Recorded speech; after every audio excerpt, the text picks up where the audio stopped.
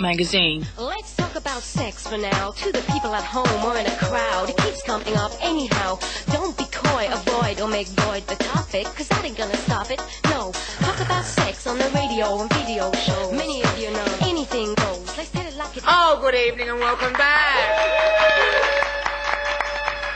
to on Channel 31 Ben TV, your community station, all that sort of jazz. Now we've got, of course, in this segment, the lovely Vic Perry from Peer Education Officer at the VAC. Welcome, darling. How are you, Vic?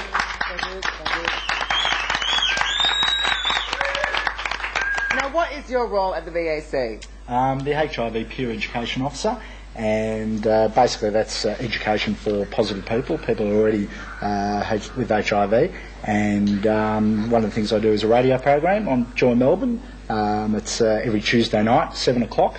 Called Positive Life on 90.7 FM.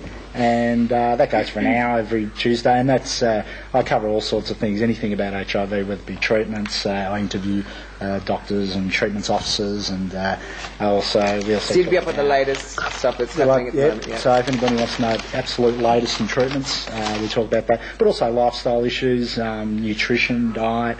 I've had people come on and talk about various events where money is going to VAC or other HIV organisations, like the prisoner unlocks the gates for AIDS that was on recently. I had Annie Phelan on to talk about it, that sort of thing. She might be on next week. Yeah, she's fantastic. She was great. Also do resources. I develop resources, and for an example, this is a resource called HIV medication questions, and it's just a list of questions or a guide of questions for people to ask GPs about their treatments. And it's a bit different to the usual stuff, because normally you get, there's heaps of books on treatments already. So this is asking the questions, so it's people can go to their GP and ask the right questions. Okay, so forget or something, or don't know how to ask it. And it's a little thing you can fold it up, stick in your wallet, so it's very discreet.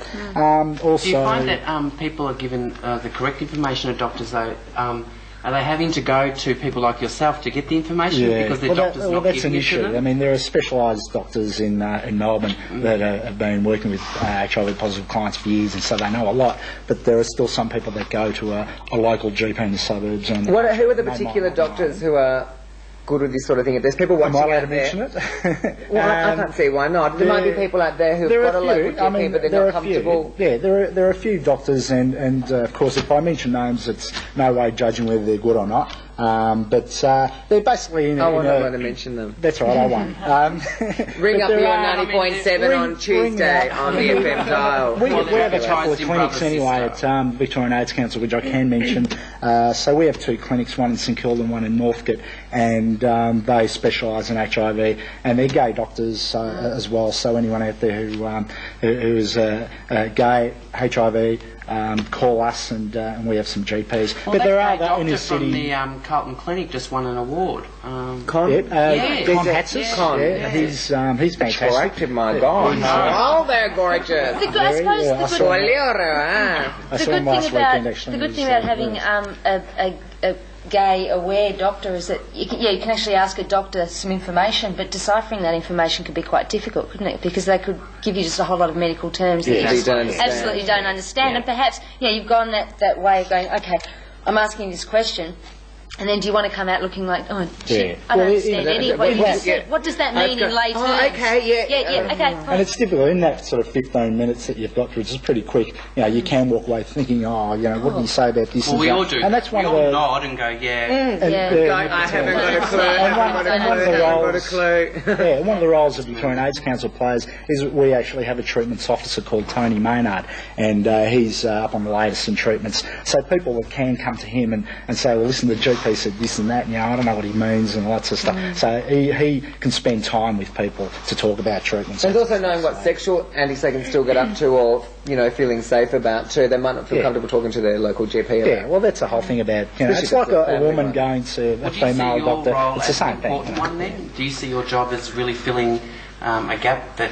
Certainly. I'm probably the only person in Victoria that does this, but it's basically HIV positive people, they may think, well, I've already become infected, so what's there to worry about now? You know, I've been transmitted, I've got this virus, and there's a lot of things that people need to think about, and that's their general health. So, in order to lessen lessen the progression to AIDS, because there's a lot of people living with HIV that are asymptomatic, which means that they don't have symptoms, so they're living well with HIV.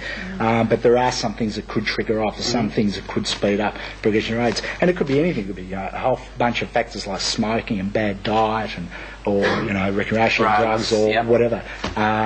Nothing on its own does it, but there's a whole variety of things. So my role is actually help them out, giving opportunities for people to maintain good health. So it's like a quick course that I actually do, quit smoking course. I run those courses, and one's coming up in a few weeks if anybody's interested.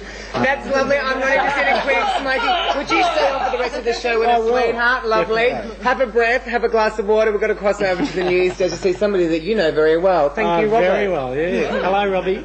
The husband. We've had another case of a school student suing his school in the Hunter Valley in New South Wales. An 18-year-old former student is suing 2 Catholic schools he attended. He suffered a lot of abuse and harassment, including violence from other students, and claims that teachers just turned a blind eye even though they knew it was going on. He was also banned from seeing a school counsellor and banned from entering the library, which was a sanctuary for him. The deputy principal banned him because he thought the student needed to be amongst the wolves in order to be toughened up.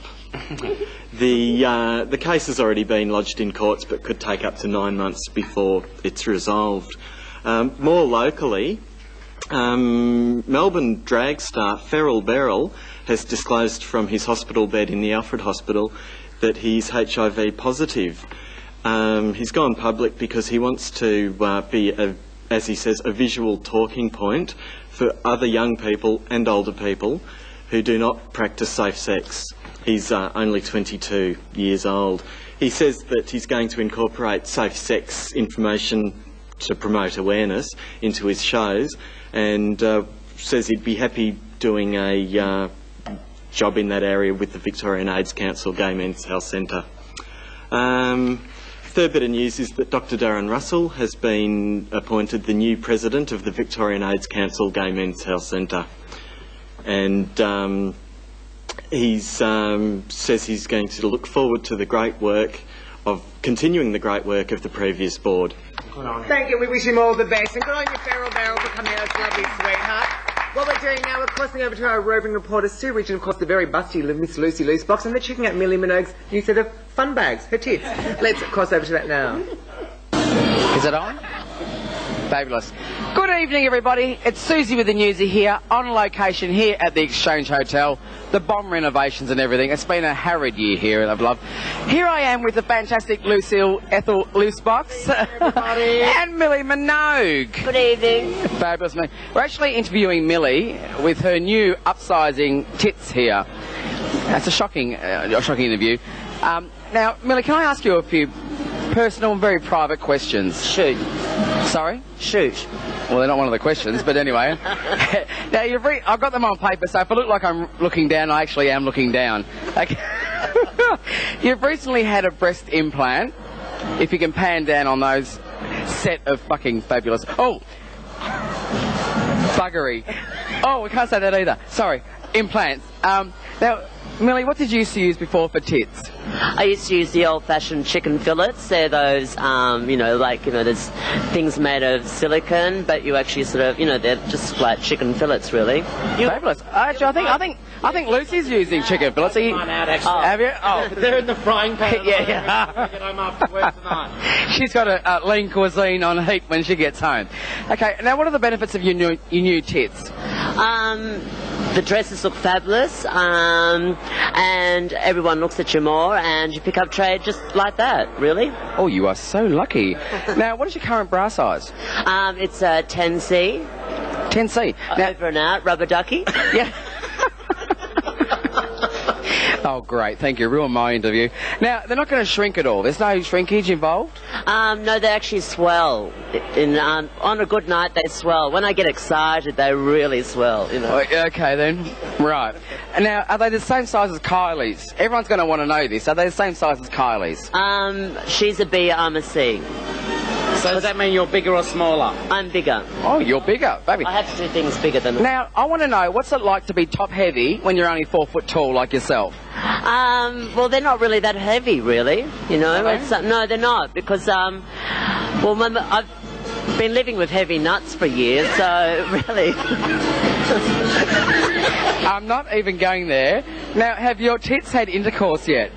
Well, actually, I had 2 Italian wogs, 6 foot tall muscles from hell on the weekend. Friday night, I picked up one from Viper Room, and then on Saturday night, I picked up one from Jane's Bar. So, Milly, that makes me want to have tits put in. Does that make one of you want to have tits put in? Yeah, well, it's sort of, but at least we can take them out at the end of the night, Sue. Yeah, if they came with zippers, Lucy and I would get them put in.